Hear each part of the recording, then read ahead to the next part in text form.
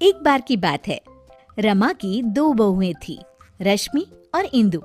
एक को वो अपनी पसंद से लेके आई थी और दूसरी उसके खुद के बेटे ने पसंद की थी, जिसका नाम इंदु था। इंदु को उसकी सास पसंद नहीं करती थी और दूसरी बहू रश्मि को बहुत पसंद करती थी। रश्मि, इधर तो आओ, देखो तुम्हारे लिए मैंने कंगन बनवाए हैं। अरे वाह मम्मी जी, दिखाओ। ये देखो, सोने के हैं। ये क्या मम्मी जी, इतने पतले से? ये भी कोई कंगन है? हमारे मायके में तो ऐसे कंगन नौकरानी भी नहीं पहनती। अरे तू चिंता क्यों करती है? अगली बार इससे भी महंगे कंगन बनवाऊंगी तेरे लिए। अभी के लिए तो रख ले बेटा। चलो ठीक है, आप कह रही हैं तो। मम्मी जी, मेरे लिए आप कुछ नहीं लाई?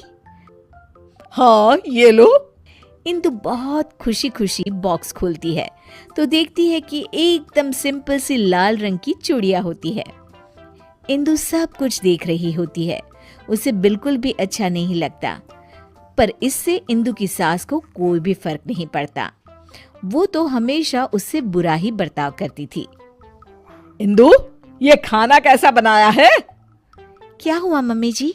अरे इसमें तो नमक ही नहीं है। नमक आपको मना है ना मम्मी जी, आपका बीपी बढ़ा हुआ था इसलिए। इंदु, तू मुझे मत सिखा, समझी? जैसा खाना सबके लिए बनता है वैसा ही खाना मेरे लिए भी बनाया कर। सासू माँ की डांट खाकर इंदु अपने कमरे में आ जाती है और हम देखते हैं कि वो कोई आम लड़की नहीं है, बल्कि उसके पास सुपर पावर है।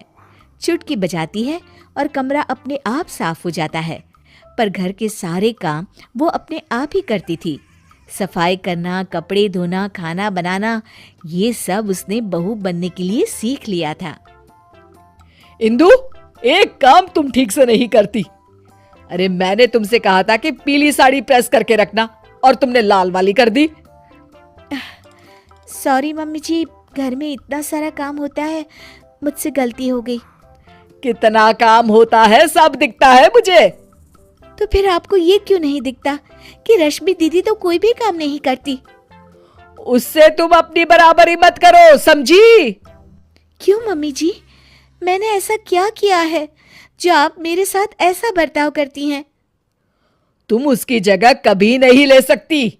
उसे मैं पसंद करके लाई थी और तुम। मैं क्या मम्मी जी, रुक क्यों गई?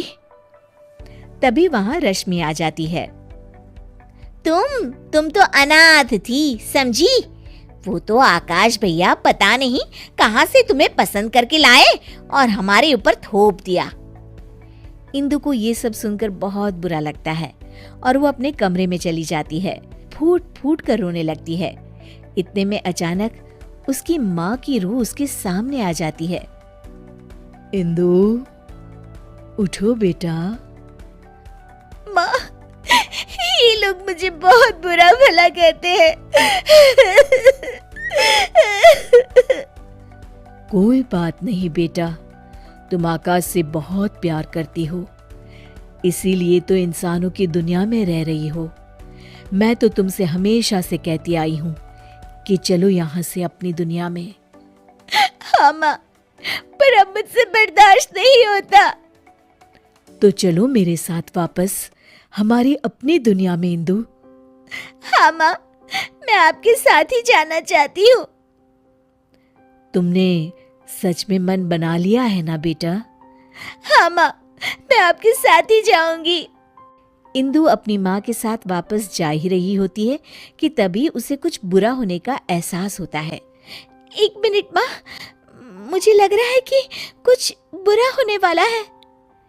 इंदु भागते भागते बाहर आती है तो देखती है कि सासू माँ सीढ़ियों से उतर रही होती है और उनका पैर फिसलने ही वाला होता है। तभी इंदु बहुत तेज भागती है और आके सासू माँ को बचा लेती है, पर इसमें इंदु को चोट लग जाती है। मम्मी जी, आप ठीक तो है ना?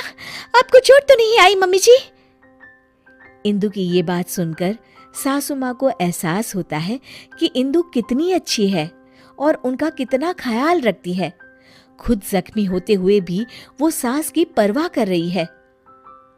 बेटा, चोट तो तुझे आ गई और तू अभी भी मेरी परवाह कर रही है।